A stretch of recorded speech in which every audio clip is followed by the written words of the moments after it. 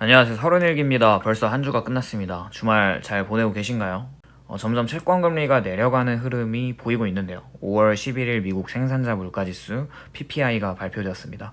예측치 0.3%에서 0.2%가 나왔는데 마이너스까지는 아니지만 그래도 예상치보다는 낮게 나오는데 조금 긍정적으로 생각하면 좋을 것 같고요. 우선 PPI 지수에 대해서 궁금하실 수 있는 분들에 대해 간략하게 설명을 해드리면 PPI는 Producer Price Index의 약자로 제조업자가 판매한 상품의 가격 변동을 측정을 하는데요.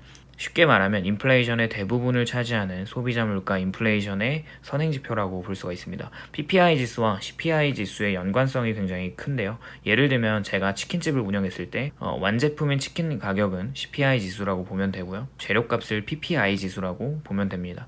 결국 예측치를 하회하고 있다는 것은 인플레이션이 잡히는데 좋은 상황이라고 볼 수가 있겠는데요. 그리고 또 반가운 소식은 미국 신규 실업 수당 청구 건수가 나왔는데요.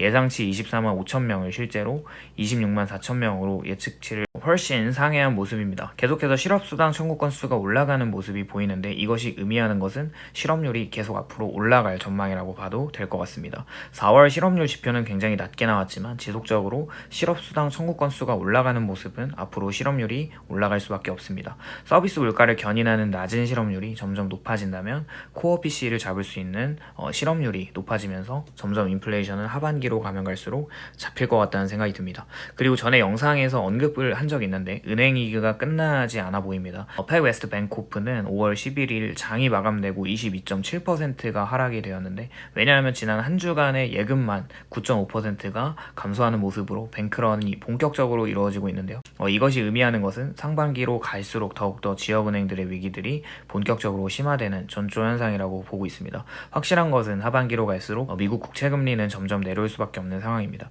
물론 기대 인플레이션이 예상치를 상회하면서 아직 인플레이션이 꺾이지 않았다고 우려하는 목소리들이 있지만 반대로 소비자 심리지수는 예상치 63%에서 57%로 엄청나게 떨어진 모습을 보이고 있고 당연히 소비에 대한 생각들이 꺾이는 게 그냥 지금 심리적으로는 당연합니다. 그리고 소비자 평가지수도 예상치 67에서 64.5%로 하락하는 모습을 보이고 있습니다. 컨퍼런스 보드라고 하는데 혹시 들어보셨나요? 컨퍼런스 보드는 전 세계 주요 경제국의 경기 사이클의 최고점과 최저점을 나타내기 위해 설계된 선행지표와 후행지표들을 발표를 하는데요. 4월 20일 좀 한 달 정도 시간이 지나긴 했지만 업데이트된 지표를 좀 보면 좋을 것 같습니다. 컨퍼런스 보드의 경기 종합 지표는 경기 방향과 전환점을 포착하는 경기 종합 지표로서 선행과 동행 그리고 후행으로 구성이 되어 있습니다. 그 중에서 미국에서 굉장히 신뢰할 만한 자료를 바탕으로 발표되는 경기 선행 지표가 있는데요. 참고로 LEI라고 하는 약자는 Leading Economic Indicators의 줄임말입니다. 우리가 경기 선행 지표를 봐야 하는 이유는 바로 선행 지표이기 때문에 그렇습니다. 이것을 통해서 주식시장의 위험을 감지하고 마치 일기예보처럼 비가 오나 눈이 오나 하는 예상을 실질적으로 실제 경기에서 벌어지고 있는 일들을 즉각 반영하기 때문에 굉장히 유용한 자료입니다. 다시 말해서 경기 선행지표는 향후 경기 흐름이 어떻게 될지 보여주는 경기 순환지표이고 경기 선행지표가 하락하면 향후 6개월 안에 경기가 침체될 가능성이 높아지는 의미이기도 합니다.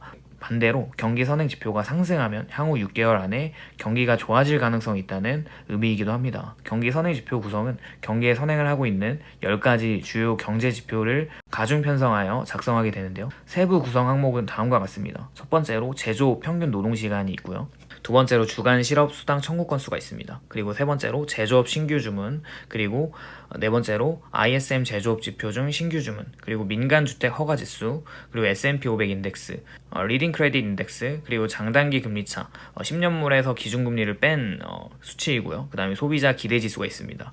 우선 이 10가지 항목들은 모두 앞으로 경기가 어떻게 나타날지 보여주는 선행지표입니다.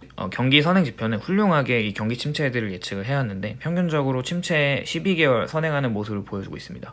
경기 선행지표 고점 이후에 경기 침체가 이렇게 이루어지고 있는 부분들을 볼 수가 있는데요. 다음 표를 보시면 선행지수가 경기 침체 시그널을 보인 이후에 침체가 세게 왔습니다. 현재 거의 마이너스 8%까지 내려온 상황이어서 정말 위태위태한 것이 보이나요? 그리고 과거 30년 평균 경기 선행 지표는 S&P 500을 선행하고 있음을 알 수가 있습니다. 선행 지표가 올라가거나 내려가거나에 따라서 S&P 500 인덱스가 그림자처럼 따라가는 모습을 볼 수가 있죠. 보시면 2001년과 2007년에 경기 선행 지표가 고점을 찍고 하락하고 있다가 지수도 여지없이 빠지는 모습을 보이고 있습니다. 그리고 경기 선행 지표를 통해서 채권 시장의 미래 또한 판단을 할 수가 있는데요. 보시는 표는 미국 하이힐드 시장금리와 경기 선행 지표를 비교한 자료입니다.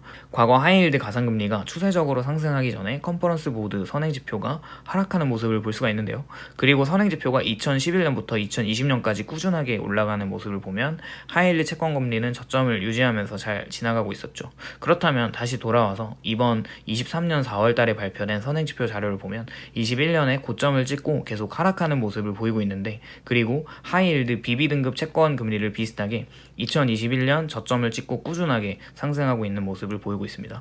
점점 시장에는 신용경색으로 돈이 흐르지 않기 때문에 우량하지 못한 회사들이 망가질 수 있는 모습을 알 수가 있죠. 참고로 BB등급에 해당하는 회사는 우리가 잘 아는 옥시덴탈이나 포드자동차, 그리고 아이언 마운틴 같은 우량한 회사들이 포함이 되어 있습니다. 그만큼 이런 우량한 회사들의 채권금리들이 경기가 좋지 않기 때문에 올라가고 있는 모습이 심상치가 않죠. 결론적으로 경기 선행지표는 지금 계속 저점을 갱신하고 있고 현재 지속적으로 몸을 사려야 한다고 생각이 듭니다.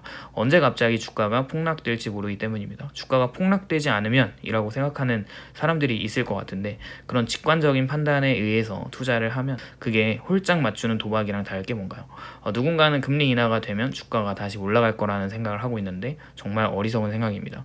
물론 시장은 금리 인하 정책을 긍정적으로 받아들여서 단기간에는 좀 올라가는 모습을 보일 수 있지만, 그러나 지금은 역실적 장세라고 하는 이미 실적이 꺾이고 있는 상황에서 시중에 돈이 많이 돌지 않게 되고 신용경색까지 겹치고 있는 아주 그 위태위태한 상황이기 때문에 주가는 기업의 타당한 밸류를 기업 실적에 따라갈 것입니다. 솔직히 지금 상황을 보면 S&P 500에 포함된 회사들 중에서 빅테크나 코카콜라, 펩시 같은 초우량한 자산 쪽으로 돈이 다 몰려있고 다른 회사들은 다 하락하고 있잖아요. 지속적으로 심상치 않은 지표들의 움직임들이 있고 더 투자하기 좋은 시점이 오면 그때 비중 있게 들고 있는 채권이나 현금을 다 주식으로 넘어가면 오히려 그때 그냥 레버리지를 일으켜서 인생까지도 바꾸실 수 있는 분들이 저는 있다고 생각합니다. 오늘도 주저리 이야기를 해보았는데 다들 주말 잘 보내시고요. 잘 쉬시고 가족들이랑 행복한 시간 잘 보내시고 스트레스 받지 않는 투자를 하시기를 바라겠습니다. 감사합니다.